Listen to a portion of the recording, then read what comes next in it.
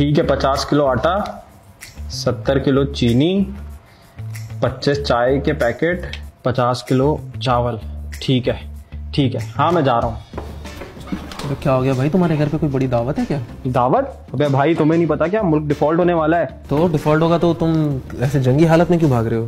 بھائی جب ملک ڈیفالٹ ہوتا ہے نا تو نہ کچھ کھانے کو ہوتا ہے, نہ کچھ پینے کو ہوتا ہے, نہ تیل ہوتا ہے, نہ گاڑیاں چلتی ہیں, نہ دفتر کھلتے ہیں, اور نہ ہی اسکول کھلتے ہیں.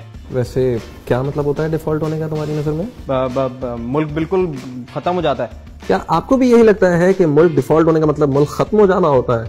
جس صورتحال سے پاکستان ابھی گزر رہا ہے اور جس طرح کی خبریں چل رہی ہیں, ہر شہری کے ذہن میں کچھ سوالات ہیں کہ یہ ڈیفالٹ کیا ہوتا ہے, ڈیفالٹ کے بعد کیا ہوتا ہے, اور ڈیفالٹ سے بچا کیسے جا سکتا ہے. اور ایک اور بات, کیا پاکستان سچ میں ڈیفالٹ ہونے والا ہے؟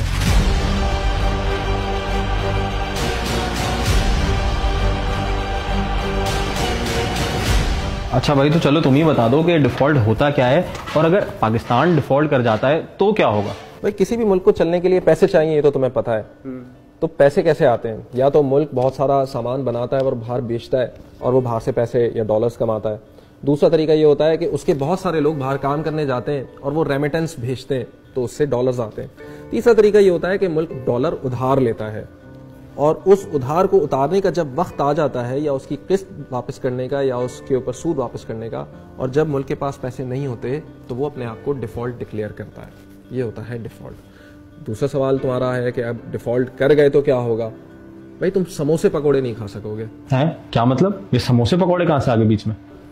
بھائی پاکستان میں کھانے پکانے کا مطلب ایڈیبل آئل امپورٹ ہوتا ہے. پاکستان میں کروڈ آئل بھی امپورٹ ہوتا ہے جو بعد میں یہاں کی ریفائنریز سے کبھی ڈیزل بنتا ہے, کبھی پیٹرول بنتا ہے, اور کبھی دوسرے ایندھنوں میں تبدیل کیا جاتا ہے. اسی سے بجلی بھی بنتی ہے. پاکستان میں گاڑیوں کے انجن بھی امپورٹ کیے جاتے ہیں, اور پاکستان میں بہت ساری مشینری جن سے ہمارا مینوفیکچرنگ اور ٹیکسٹائل سیکٹر چلتا ہے وہ بھی امپورٹ ہوتے ہیں.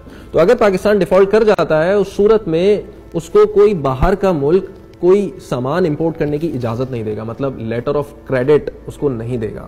لیٹر آف کریڈٹ ایسے کام کرتا ہے کہ جب آپ کو قرضہ چاہیے ہوتا ہے تو آپ باہر کے کسی بینک کو یہ لکھ کے دیتے ہو, اور وہ بینک پھر اس کمپنی کو جس نے یا تو قرضہ دینا ہوتا ہے اور یا تو کوئی چیز فراہم کرنی ہوتی ہے, اس کو لیٹر آف کریڈٹ اپروو کر کے دیتا ہے کہ ہاں میں گارنٹی لیتا ہوں کہ یہ جو شخص ہے یا یہ جو کمپنی ہے یا یہ جو ملک ہے یہ پیسے تمہیں واپس کرنے کی سخت رکھتا ہے.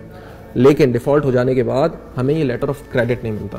تو ہاں, اس کا ورسٹ کیس سینیریو یہ ہے کہ بہت ساری جابس چلی جائیں گی, اور اگر ہم کراپ بناتے بھی ہیں, مطلب ہمارا ایگریکلچر سیکٹر اسٹرانگ بھی ہے, تو اس کی ٹرانسپورٹیشن کے لیے ہمارے پاس گاڑیاں بھی نہیں ہوں گی. تو پاکستان یہاں تک پہنچا کیسے؟ بھائی اپنی آزادی سے لے کر آج تک پاکستان کی معاشی صورتحال کبھی بھی مستحکم نہیں رہی. اس کی کچھ وجوہات تو باہر کی مطلب ایکسٹرنل ہیں, لیکن انٹرنل بھی بہت ساری وجوہات ہیں. مثال کے طور پر پاکستان کی جتنی آمدن ہے, مطلب اگر $100 آمدن ہے تو پاکستان کا خرچہ $220 ہے. تو ہر سال اگر پاکستان $100 کماتا ہے تو $220 خرچ کرتا ہے, مطلب وہ $120 کے خسارے میں ہے. اب یہ خسارہ کیسے پورا ہوگا؟ کیونکہ پاکستان کے پاس تو نہ مینوفیکچرنگ سیکٹر اتنا اسٹرانگ ہے کہ ایکسپورٹس بہت زیادہ ہوں, نہ پاکستان اتنی زیادہ سروسز باہر دیتا ہے کہ وہ اپنے ڈالر حاصل کر لے, نہ پاکستان کے اتنے سارے لوگ باہر سے ریمیٹنسز بھیج رہے ہیں کہ وہ خسارہ پورا کر دیں. تو یہ جو $120 کا خسارہ پورا کرنا ہوتا ہے پاکستان کو, اس کے لیے اس کو چاہیے ہوتے ہیں لونز. وہ لونز کبھی حاصل کرتا ہے دوسرے ممالک سے, کبھی حاصل کرتا ہے بانڈز کے ذریعے, مطلب وہ بانڈز مارکیٹ میں پھینکتا ہے اور لوگ وہ خریدتے ہیں تو پاکستان کے پاس ڈالرز میں پیسے آتے ہیں. تو جب ملک اس نہج پہ پہنچ جاتا ہے کہ اس کے پاس پرانے قرضے اتارنے کے لیے پیسے یا ڈالرز نہیں ہوتے, اور کوئی دوسری کنٹری یا دوسرا ادارہ اس کو ڈالرز نہیں دے رہا ہوتا ادھار میں, تو وہ بالآخر پہنچتا ہے IMF مطلب انٹرنیشنل مانیٹری فنڈ کے پاس, اور وہ پھر اس ملک کو ڈیفالٹ ہونے سے بچاتا ہے. لیکن پاکستان کی تاریخ اتنی خطرناک رہی ہے کہ وہ گزشتہ قریب 65 سالوں میں 22 مرتبہ IMF کے پاس جا چکا ہے. تو بھائی ہم ایک کام کرتے ہیں, ہم نوٹ چھاپتے ہیں اور اتنے نوٹ چھاپتے ہیں کہ IMF کا لون چکا دیتے ہیں. زمبابوے نے بھی یہی غلطی کی تھی, پھر پتہ ان کا انجام کیا ہوا؟ کیا؟ وہاں کے لوگوں کو روٹی خریدنے کے لیے بھی اتنے سارے بنڈل دینے پڑے روپوں کے. وہ کیوں؟ اس کو ایک مثال سے سمجھتے ہیں. یہ میرا موبائل رکھو. Thank you. نہیں مثال کے لیے دے رہا ہوں. اچھا اچھا. اس کے عوض میں تم سے چاہ رہا ہوں کہ مجھے کوئی ثبوت دو کہ میں نے تمہیں موبائل دیا ہے. تم کیا دو گے؟ میں تمہیں ایک پیپر پہ لکھ کے سائن کر کے دے دوں گا. گڈ.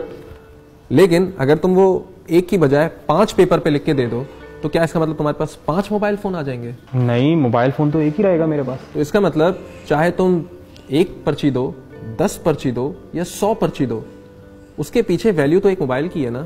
اچھا تو ہم اپنے روپے تو چھاپ سکتے ہیں, ڈالر نہیں چھاپ سکتے. تو ہم جتنے زیادہ روپے چھاپیں گے ڈالر کی قدر اتنی زیادہ بڑھتی چلی جائے گی.